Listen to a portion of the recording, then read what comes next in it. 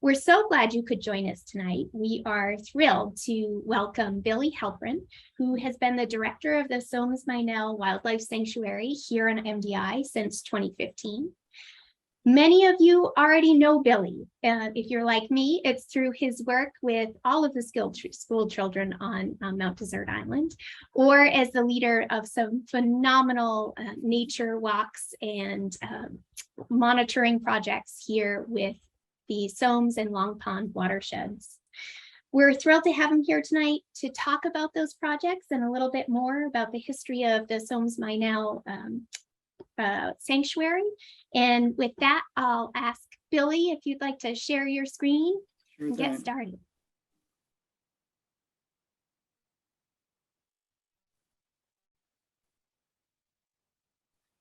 Everyone see that? Yes, it looks good. Okay. All right. Well, thanks everyone for coming to our virtual meeting this evening. And I'm happy to talk to you about the Somes-Meynell Wildlife Sanctuary.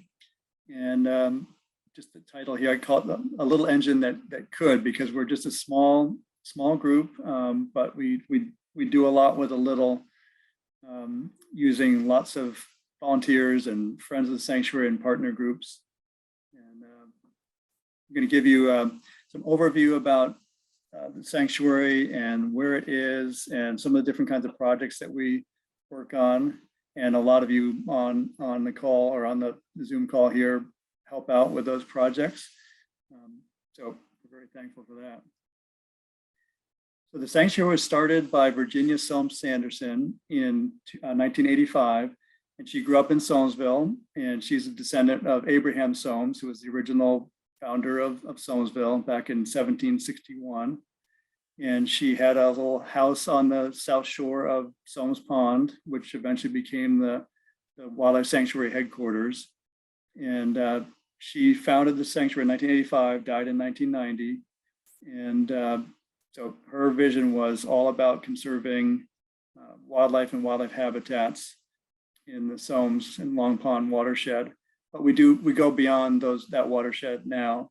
And I'm not going to read all of these different parts of the mission, but it focuses on protecting habitats and wildlife, a lot about education and conservation, where we actually protect property. Either we've had properties that have been donated to become part of the sanctuary, and we've purchased some to help put the conservation puzzle together, which is a comprehensive one with long-term story, with the sanctuary being part of it, as well as conservation easements held by Maine Coast Heritage Trust and other kinds of conserved lands in the area. So I was actually The Little Engine That Could. Maybe some of you are familiar with that book from long ago. The story started in the early 1900s, and there's different versions of it. But I remember actually playing The Little Engine That Could in nursery school.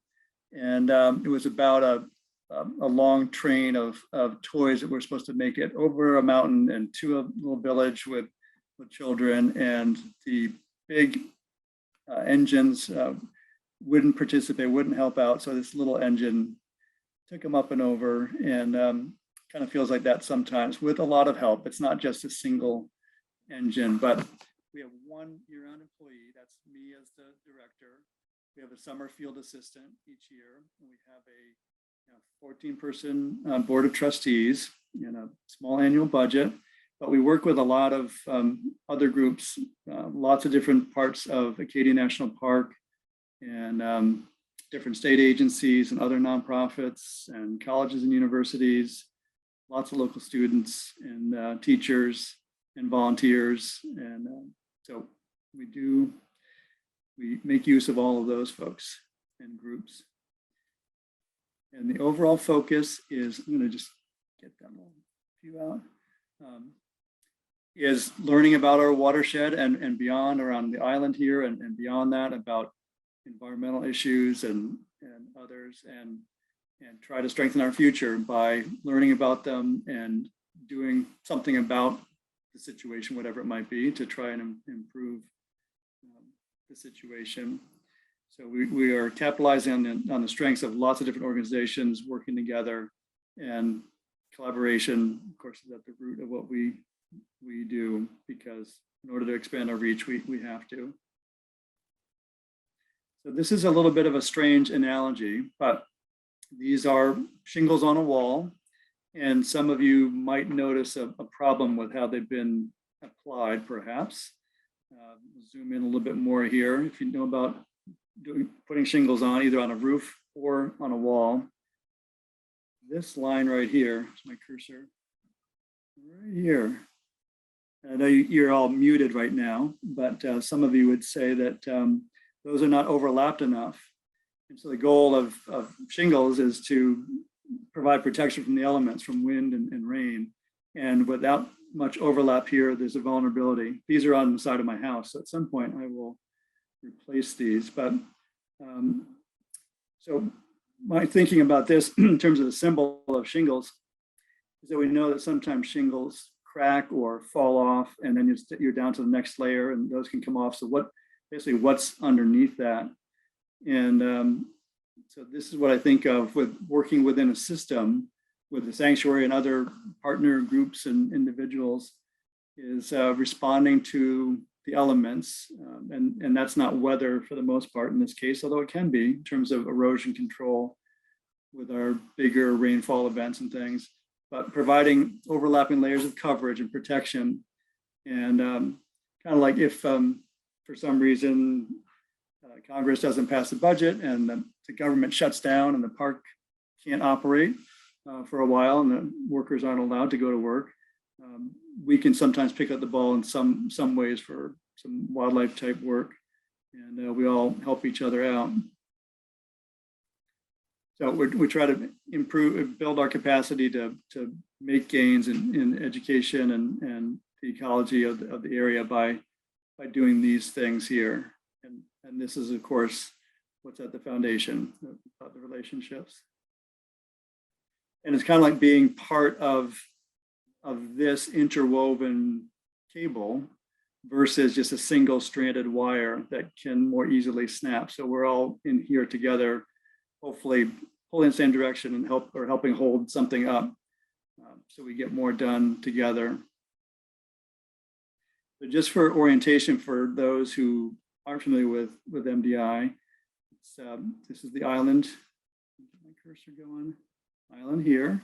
It's the second largest island on the Atlantic seaboard after Long Island and ahead of Martha's Vineyard. It's about 108 square miles. And we're going to zoom in a little bit here. This is Somes Sound, which is salt water that almost bisects the island. So this is salt water. And this is Somes Harbor up here. Somes Pond is there. And this is Long Pond, which is about 4.5 miles long. It's the largest lake on our island. It's about 900 acres. Now we're zooming in on Somes Pond here, which is about 1/2 mile across and 1/2 mile north to south. And this is the little village of Somesville in here. You can just barely see the mill pond here, which we'll focus in on when talking about alewife here in a sec.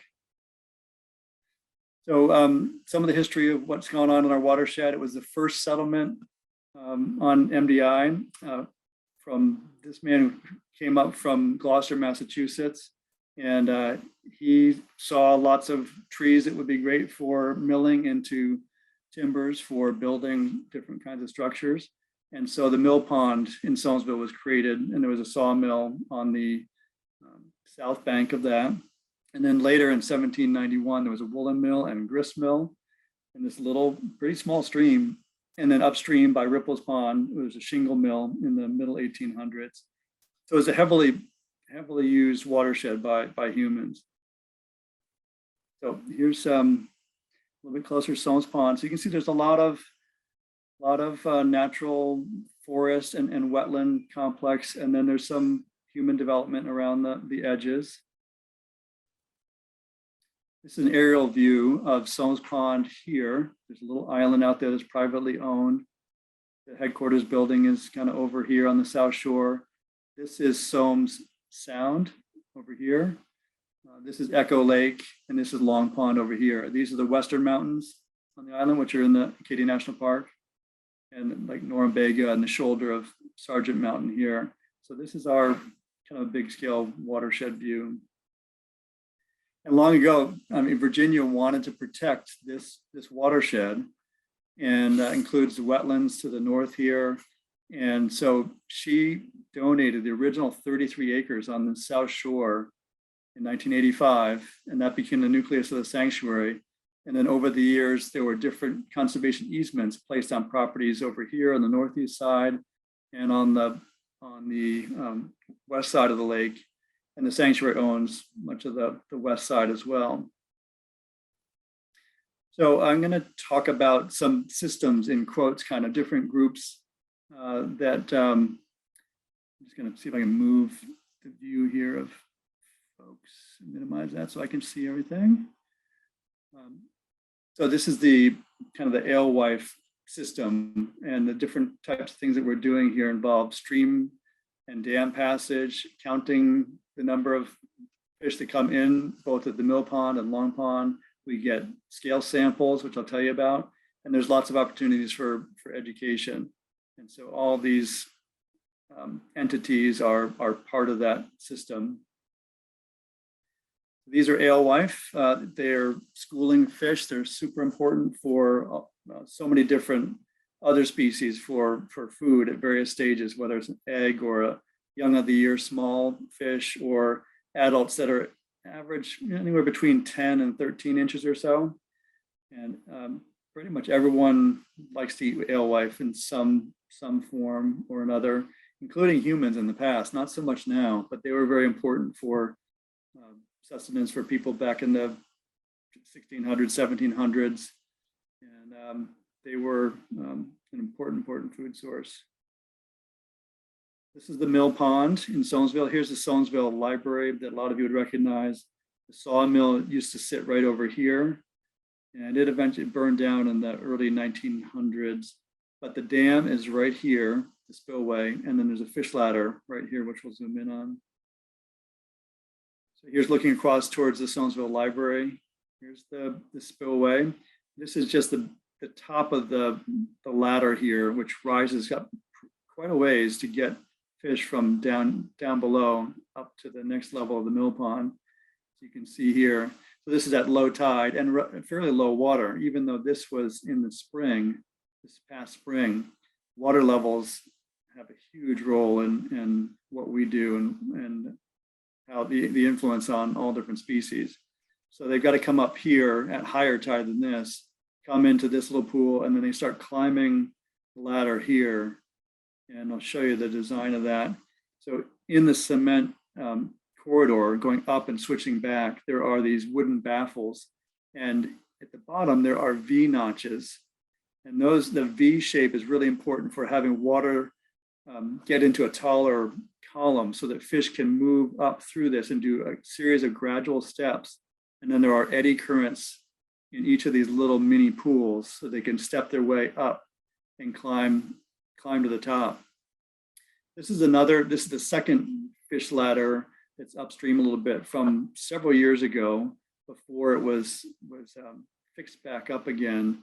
And these small granite blocks have lots of mortar in between, which means they're subject to freeze-thaw cycles and falling down. And a couple of volunteers a few years ago, Rusty and Victor helped just redo a lot of this. We've patched it up as best we can as we go. And we had the challenge of having fish not go towards the spillway side, which is a dead end, and go over towards the right, towards the fish ladder side. And when there's high flow in the spring, oftentimes there's more water coming down the spillway side. And the fish want to go towards where the flow is strongest. And because that's probably over many generations, that's been the successful way to get to the lake to where they want to spawn.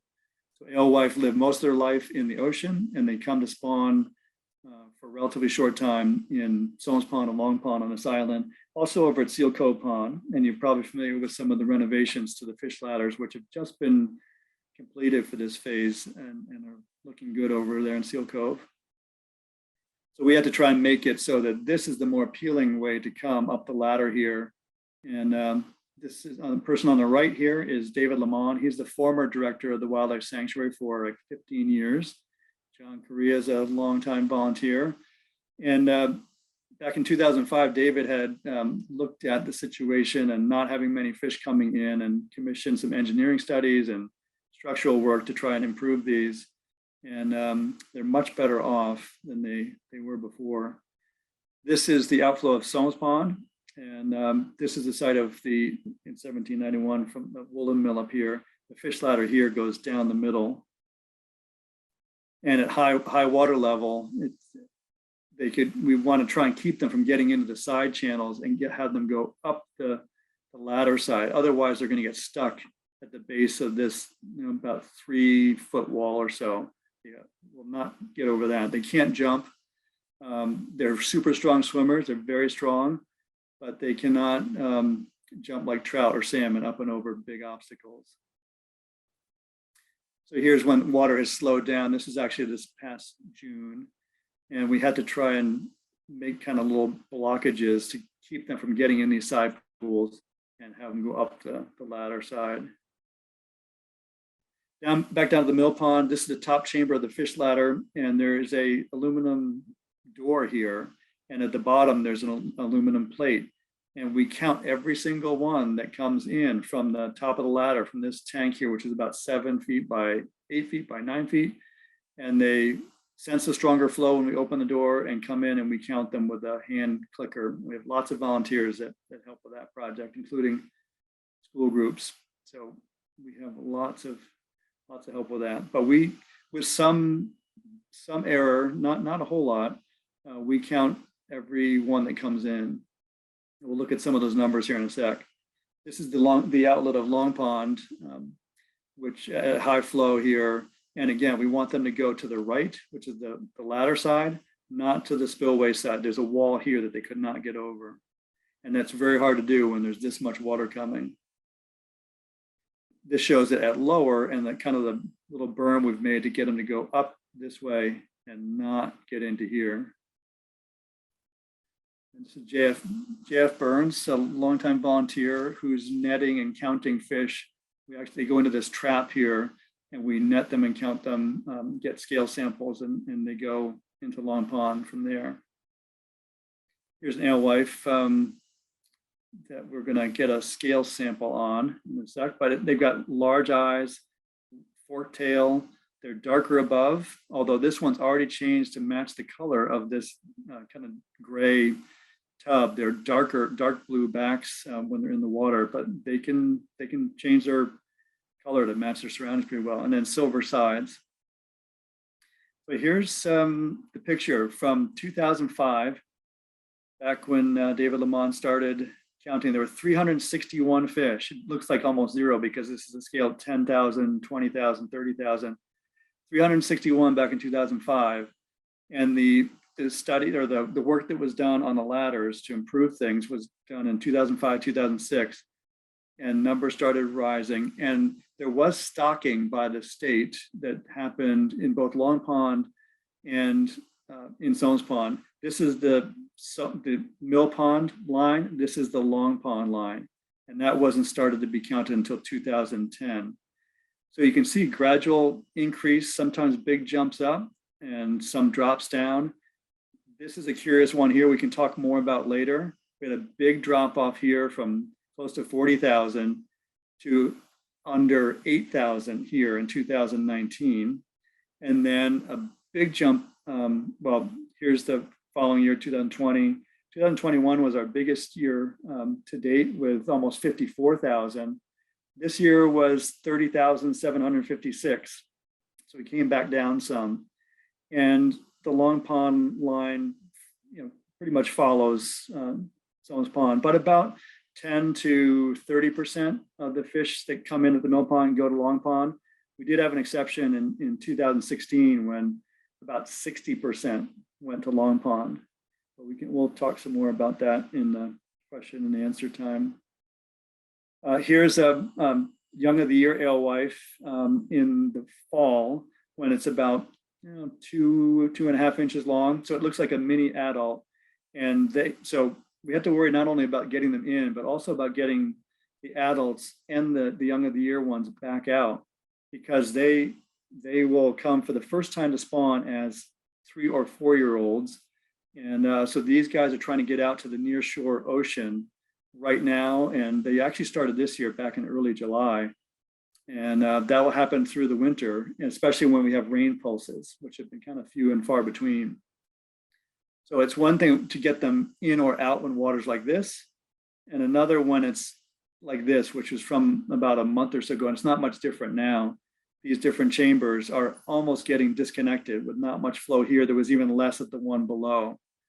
So we do our best to try and maintain flow in various ways to have these be connected, as well as the stream sections in between the ladders. This would be very difficult, not possible to get in through this, maybe to get out if you're a little one, but challenging still. So we need more rain. We get scale samples from 100 down at the Mill Pond and 100 at Long Pond. And when those are put in an envelope and sent to the Division of Marine Resources, they look at them under a microscope, and there are concentric rings, annual rings, like kind of like a tree's rings. And they're not easy to see, but they analyze these and can tell us kind of a little picture of what our population looks like, structure. Over the past quite a few years, we've got mostly a young population, mostly 3 and 4 year olds, with some 5 year olds. Really old alewives are starting to get up in the 7, 8, 9 would be exceptional. So we'd like to have them come back year after year. So they've got to survive the winter time. Well, actually, they got to survive the 11 months or so when they're not in freshwater, and hopefully be able to come back. So that's has its own challenges out in the ocean.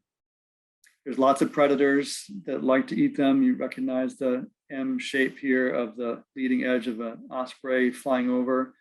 And the Mill Pond is a wildlife spectacle when the alewife are running, and a lot of you are familiar with that. Here's a greater blackback gull, and there's not much chewing that happens with some of these. They just swallow the whole thing goes down, and herring gulls can do this too. And here there's a little tug of war going on with 2 herring gulls that have a hold of a alewife.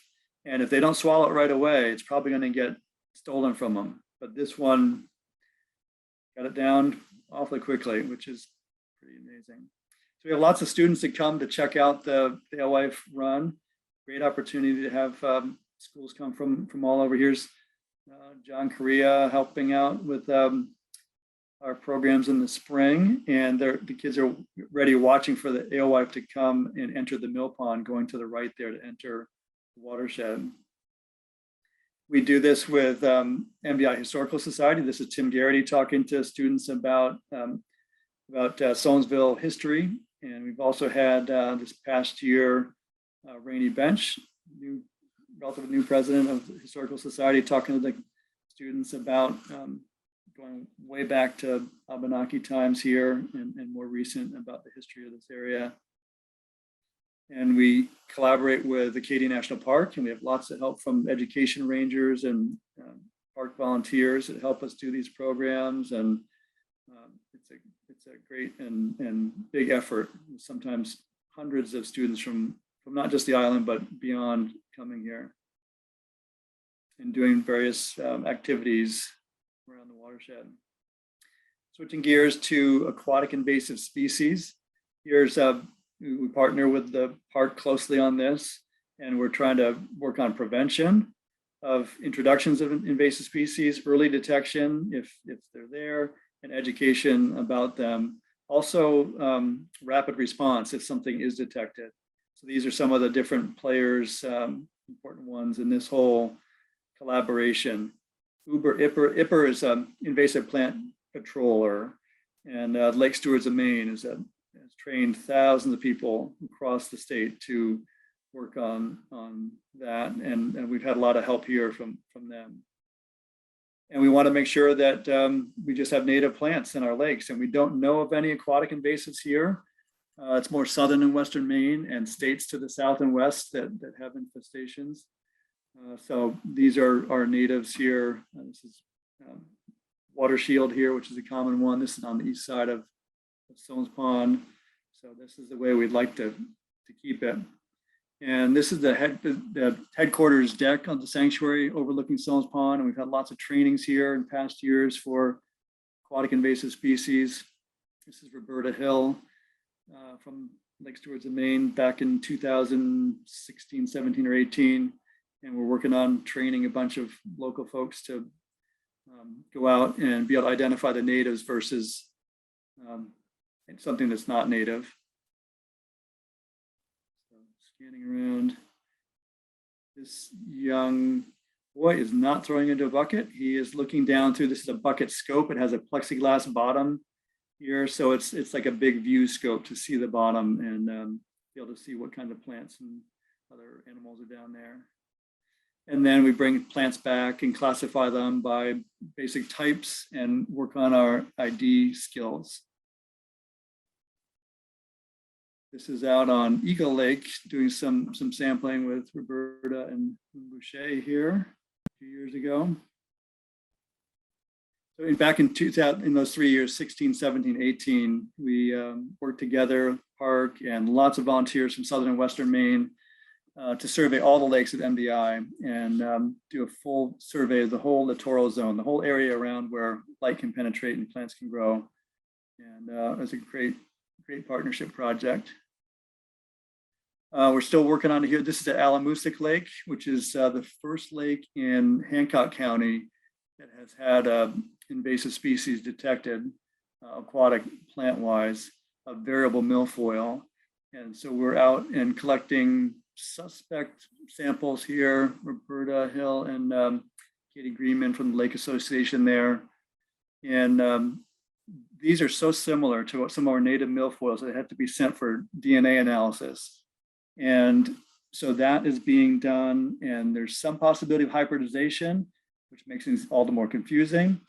So it's a challenge, but the Lake Association there and others are helping to survey everything and see how widespread the infestation is. The Department of Environmental Protection has just a couple people that in that division that are able to help with this. And that, I mean, that's their role, but so much of what we're able to know about what's happening in our lakes is due to trained volunteers. We also do water sampling for dissolved oxygen, temperature profile, transparency. This is Judith Tunstad, who's graduated from COA, College of the Atlantic, this past June. And so she's looking at the Secchi disc, which is a round disc with black and white quadrants. And when it disappears, that tells us, when we can't see it through this view scope, that tells us the water transparency, which is a good proxy for water quality. So back, as far as prevention here, we have a courtesy boat inspection station at Pond's End, the north end of Long Pond. And there's a boat ramp there. It's the only lake on this island that allows for unlimited horsepower. So we're more likely to have boats from away come here. And so this is Alex Dow's from a few years ago on duty here. And the idea is to educate boaters to make sure that they're not moving any plants around, but particularly anything invasive on their motorboat, the propeller, trailer, also on kayaks and canoes, nothing that was brought in by someone's foot getting in or caught on a skeg or rudder or something like that. And this can be a pretty crazy place in the summer, as a lot of you know, with lots of canoes and kayaks launching, boats launching, people swimming. So this is a view from Pond's End, looking down the lake. This is in the Western Mountains and down the lake in the park, but you can see how busy it can be. This has implications for our loons too. So we know that it's working because we have people that will call and say, I see something suspicious, or I'm not sure, I'm not used to these clumps of plants in the water. Can you come take a look? And so that's great for them to notice something different from normal and then know who to contact to check things out. So we've got guidebooks and we have some that people can borrow and then we'll go. And if we don't know here, we can run it by super experienced aquatic botanists and find out more.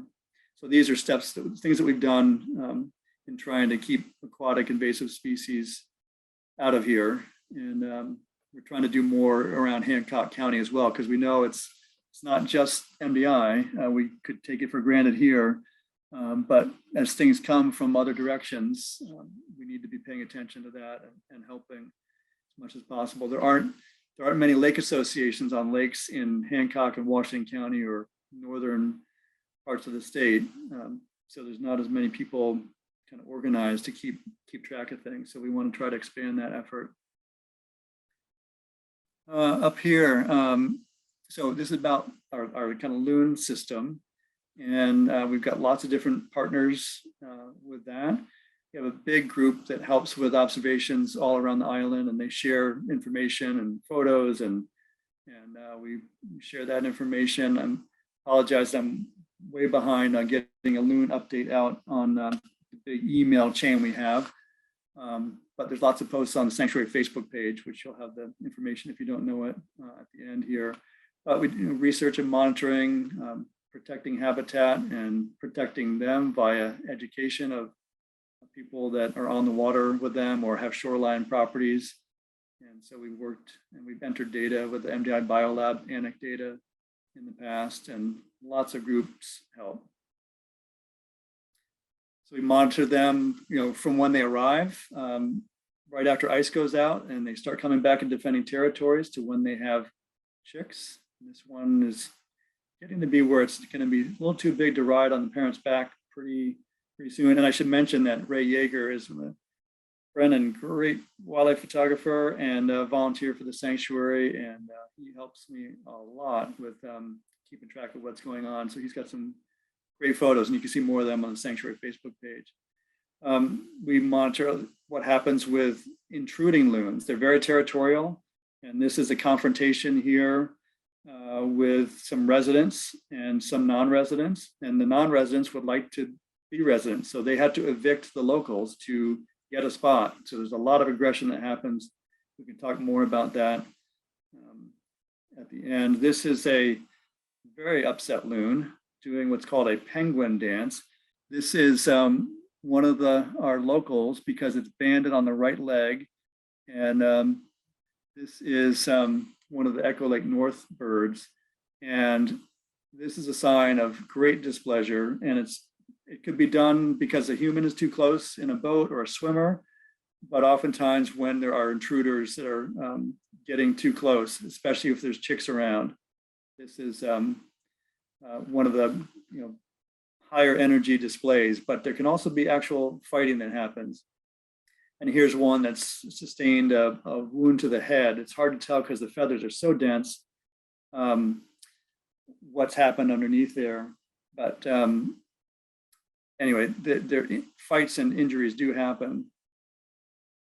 So here's got fluctuating water levels, and loons have to nest right alongside the edge of the water. And so that makes them vulnerable to predators on land when it gets even drier around. They want to be able to flush off a nest and get in the water and swim away. But that makes them vulnerable too. And their eggs, either one or usually it's 2 eggs, sometimes 1, very rarely 3. But animals like this, mink or otter or raccoons, foxes, just so many things would like to get a loon egg. So we have some nest rafts around on the island, and this one's at Echo Lake South, which some of you would have seen, and it's been used successfully for quite a while until the past couple of years. We had some social chaos caused by changing partners and different intrusions by other loons. So this is not what you think of typical loon habitat, but these guys are used to it. And the nest raft is right here. And sometimes there are hundreds of people on the beach and swimming. So we block off the area around the nest raft. And it's an opportunity for education to happen here with park staff and sanctuary volunteers and staff to do an interpretive station here to talk about loons. See them on the nest. Here the adult is rotating the eggs before it sits back down to incubate. Here's one that just hatched. A 1-day-old chick, and the other one's still to come. And And both parents feed, both incubate, and both defend territories. So I'd like to get these guys from that size to be bigger like this, a couple months old. And then up to this stage where these guys are about 10 weeks old, and they fledged. These are from Little Long Pond this past year. They're the oldest chicks on the island. They left near the end of August. And we were out just yesterday. This is the Southern Neck Cove family, not in the Southern Neck Cove, out in the middle, which makes it vulnerable to boats going by quickly and potential for hitting a loon, which is not super difficult to do, especially a chick that sits low in the water and is not so familiar with fast boats.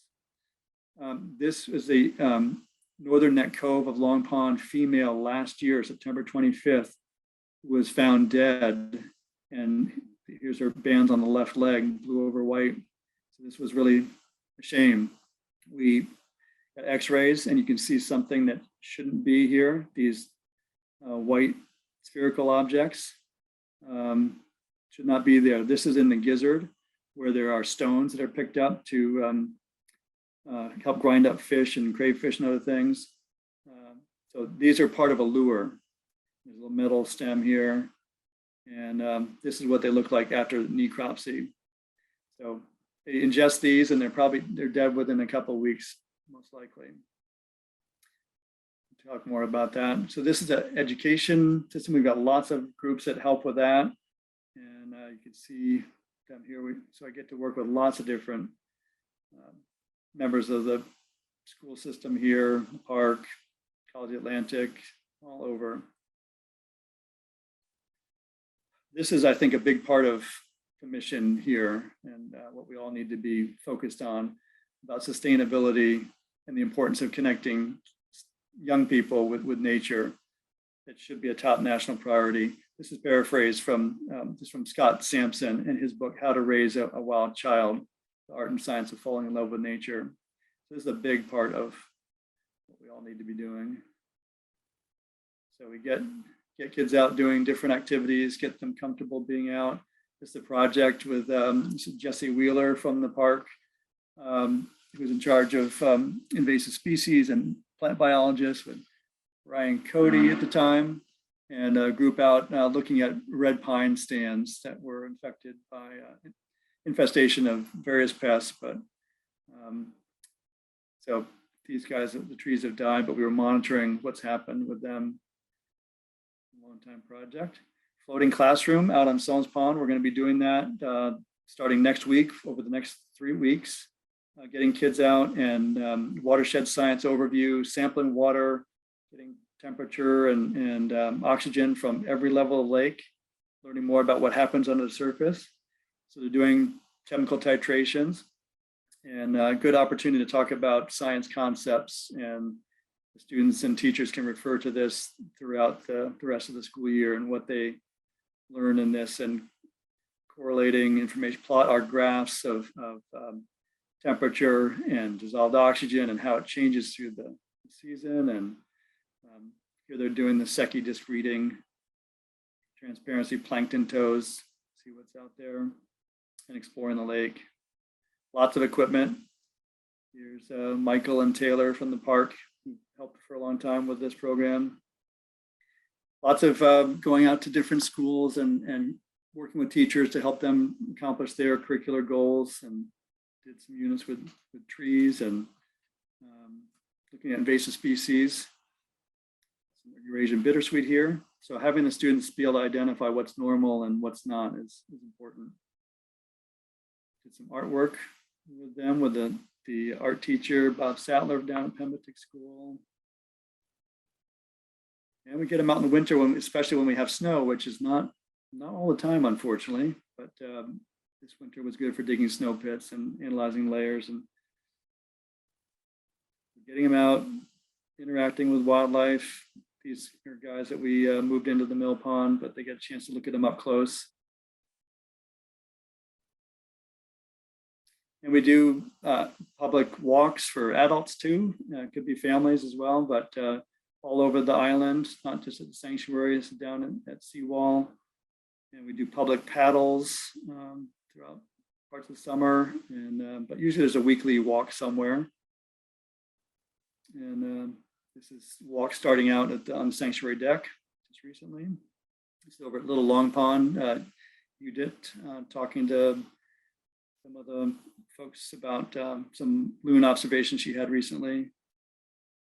This is a mushroom walk we just did with Kurt Gentelin from Maine Coast Heritage Trust, who came up on Saturday. We had a nice walk on sanctuary property. We've got trails around the South Shore and over on the west side over here. So there's maintenance to do for that, for sure. Some bog bridging sections we put in this past year.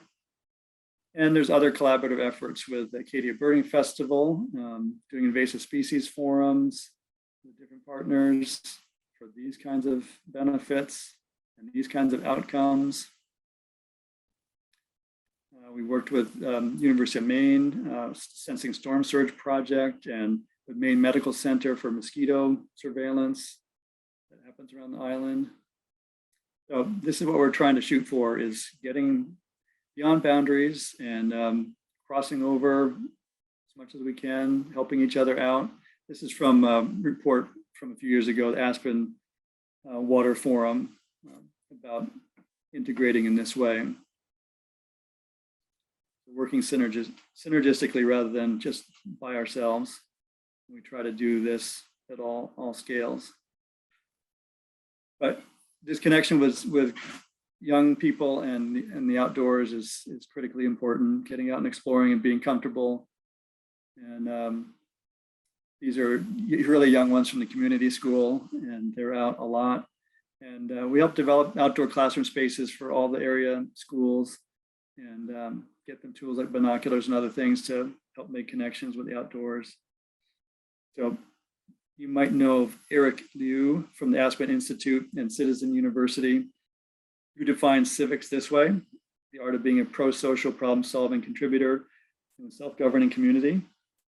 And so this is what it's about, trying to make things happen, fixing things in our community. And I don't mean not just the human one, but the whole rest of nature, as well as the human parts of nature, changing what we can make a difference on, doing things and using the bottom-up web of power, which if not used is just sitting there latent and not making a difference, and trying to create opportunities for others to help out. And some of the examples that we've talked about here, we can talk more about those. And here's contact information, and I know that BioLab has this and can share that with you as well.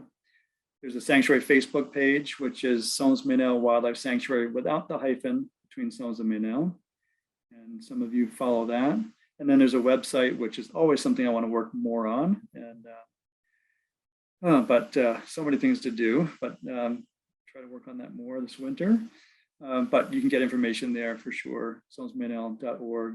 And this is my cell phone, which is the best contact for me. So with that, I'm going to stop sharing.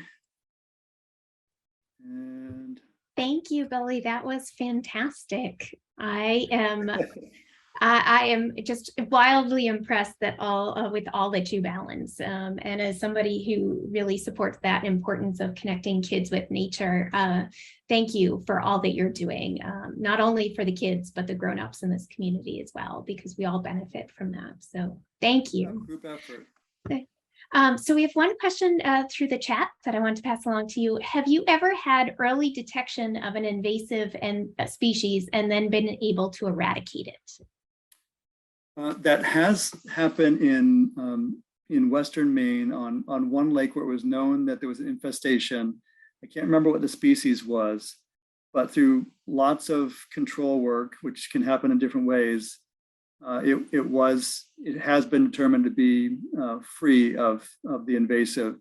Sorry, I can't remember the name of it, but Lake Stewards of Maine and the Department of Environmental Protection, the invasive species program folks would know that, and I can find out too. Yeah. But well, and it's so much harder once it's there. It's so much harder to control, which could be done from something called diver-aided suction, where like a pontoon boat and scuba divers go down and basically vacuum up places where it's more of a monoculture of milfoil or something else. And that goes up and onto the boat platform and gets taken to land and taken away from water. That's one way. Putting down benthic matting, which is like heavy duty landscape fabric, laying rebar or something on it to cover it up and smother things. That of course smothers whatever else is near it. So if it's a mixture of things, different natives and non-natives, that's not so good. And then herbicides are kind of a last resort, but that also can be used if need be. And different states have different approaches on this. Sure. Thank you. What is the greatest threat to water quality and wildlife in the Somes Pond watershed? One of the biggest factors, I think, is what's happening with our distribution of rainfall throughout the year, and how much we can have at times or how little. Sure. And when we have very shallow water in the streams and lakes, it can get to the point where, as I mentioned before with the fish ladders, that they're not connected. The lakes and streams are not totally connected. And when you have shallow water and hot temperatures like we had this summer, the water temperature goes way up, and any dissolved gas, the warmer the water temperature, the less it can hold in suspension. So that applies to dissolved oxygen. And the warmer it gets, the less oxygen can be in there. So that's going to have an effect on different species depending on their needs for oxygen. Some of them are more warm weather adapted, and some want colder, more oxygenated water. And then other things, if you have, we're fortunate on this island to have a lot of conserved land, and that means oftentimes very protected, riparian buffers, lots of forest and shrubs and absorbent ground that can keep water from running in, but having excess nutrients from either fertilizers on, say if you had like a golf course type lawn where you've got stuff that can just run off of lawn into the water, that's not good, nor would be improperly functioning septic systems, or just having soil run into the water in big runoff events, which we're having. Oftentimes the water we do get comes in big heavy storms of multiple inches. And a lot of you would remember, if you were here on the island last year on June 9th, when we had a big thunderstorm that sat over this island from 3:30 to 7:30 in the morning and dumped 6 inches of rain. Yeah. And that had huge runoff. So that material oftentimes finds its way to our water bodies, and that carries phosphorus, which is a nutrient. And so we don't want to have algae blooms, which can happen and do across the continent, but it's going to become more prevalent with hotter temperatures and shallower water, less circulation. Sure. Fascinating. Someone asked a question that I wanted to bring up as well, was looking at that population for alewife and the huge discrepancy between 2019 and 2020 and 2021. I know you are very heavy on data collection. Do you have any guesses or any analysis for what those population dives meant? Well, we were really surprised with what happened a few years ago when it went down to under 8,000 after being up high.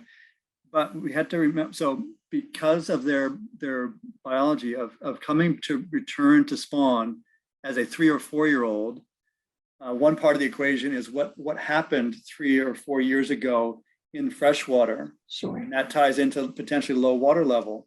If the young of the year fish couldn't get out later in the summer or fall because of low water, and so just having some sticks and leaves in a stream section could be like just a total big dam wall to fish that are that big. So trying to maintain stream passage is important at all different water levels.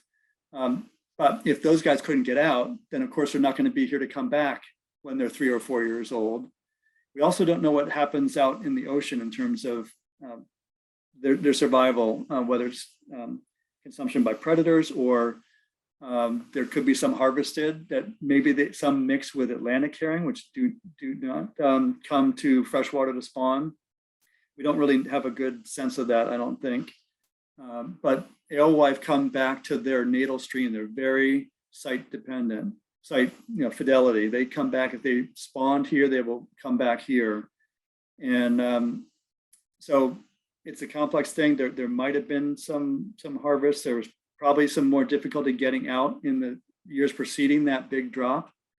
And we do the best we can with, it's kind of like a complex machine that we tinker with, the 4 fish ladders, the stream sections in between, depending on how much water is flowing, whether you have inbound fish only, or you have both inbound and outbound, as the first ones in are done spawning and they're heading out. And then for the young ones that want to get out. So it's pretty complex. I mean, it works well, but it takes a lot of tweaking along the way. And then sometimes we can't help if we just don't get rain. Absolutely. Yeah, you can only control so much. Yeah. Another question we have is about other testing you do of the water. Do you look at water toxicity with microplastics or anything beyond the algae blooms you mentioned? Well, Anna there at MDI Biolab, we were hoping to look at microplastics in different lakes, and we had a proposal in for the second century stewardship grant. Unfortunately, didn't come through last year, but maybe sometime in the future. But we're interested in microplastics. Not a lot is known in our water bodies here. It's also being looked at some, there's a COA undergrad student who's been looking at microplastics in loons in their digestive tract and SNEHA. And so we don't have results yet from that. But another thing I didn't mention is that we've got a new loon necropsy collaborative, and we're collecting samples and sending them to people doing research all over the place for histology and different kinds of samples. And part of that has to do with microplastics as well. I'd like to do more water sampling for different things like salts, from roadside salt and what that means for different organisms in the watershed and elsewhere. But so hopefully more to come on that.